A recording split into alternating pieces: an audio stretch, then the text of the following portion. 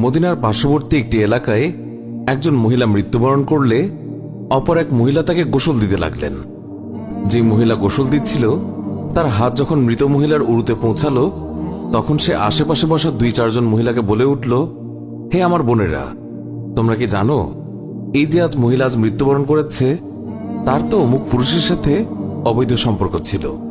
গোসল প্রদানকারী মহিলা যখনই এই কথা বলল, অমনি সাথে সাথে অলৌকিকভাবে তার হাত মৃত মহিলার উরুর সাথে আটকে গেল। পাশের মহিলারা ওই মহিলার হাত ছুটানোর জন্য অনেক টানাটানি করল, কিন্তু কিছুতেই ছুটাতে পারল না। বেশ জোরাজুরি করাতে হাতের সাথে উরুও চলে আসতে লাগলো। এইভাবে অনেক সময় অতিবাহিত হতে লাগলো। মৃত মহিলার আত্মীয় স্বজনেরা বলতে লাগলো, বিবি, এই যে দ্রুত গোসল শেষ করুন, সন্ধ্যা হয়ে আসছে, জানাজা শেষে আমাদেরকে দাফন করতে হবে।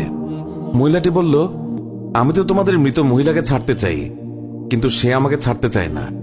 এইভাবে রাত হয়ে গেল আর তার হাতও উরুর সাথে আটকেই রইল। ভোর হলো, কিন্তু ওইভাবেই রইল। তখন সমস্যার জটিলতা দেখে মহিলার পরিবারের সদস্যগণ ওলামায়ে কেরামের কাছে গেলেন এবং একজন আলেমকে বললেন, মৌলভী সাহেব, একজন মহিলা অন্যজনকে গোসল দিচ্ছিলেন, তখন তার হাত মৃত মহিলার উরুর সাথে আটকে গেছে, এখন কি করা যায়? তিনি ফতোয়া দিলেন, ছুরি দিয়ে জ্যান্ত মহিলার হাত কেটে দাও। তখন গোসল প্রদানকারী মহিলার আত্মীয়রা বলল, আমরা আমাদের মহিলাকে ত্রুটিযুক্ত বানাতে চাই না, আমরা তার হাত কাটতে দেব না।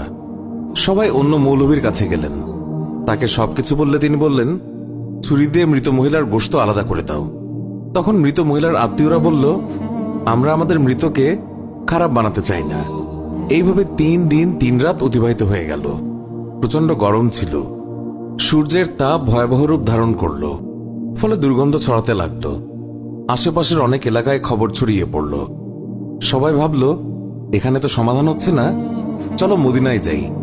সেখানে তখন ইমাম মালিক রহমাতুল্লাহ আলাই প্রধান কাজীর মর্যাদায় ছিলেন। লোকেরা মালিক রহমাতুল্লাহ আলাইয়ের দরবারে পৌঁছে বলল, হযরত, একজন মহিলা অপর একজন মৃত মহিলাকে গোসল দিচ্ছিলেন, তখন তার হাত মৃত মহিলার উরুর সাথে আটকে গেছে, ছাড়ানোই যাচ্ছে না। 3 দিন হয়ে গেছে, এখন কি ফতোয়া? ইমাম মালিক রহমাতুল্লাহ আলাই বললেন, আমাকে সেখানে নিয়ে চলো। সেখানে গেলেন এবং চাদর দিয়ে আড়াল দেয়া হলো। তারপর পর্দার ওপাশ থেকে দাঁড়িয়ে গোসল। মদিনার পার্শ্ববর্তী একটি এলাকায় একজন মহিলা মৃত্যুবরণ করলে অপর এক মহিলা তাকে গোসল দিতে লাগলেন।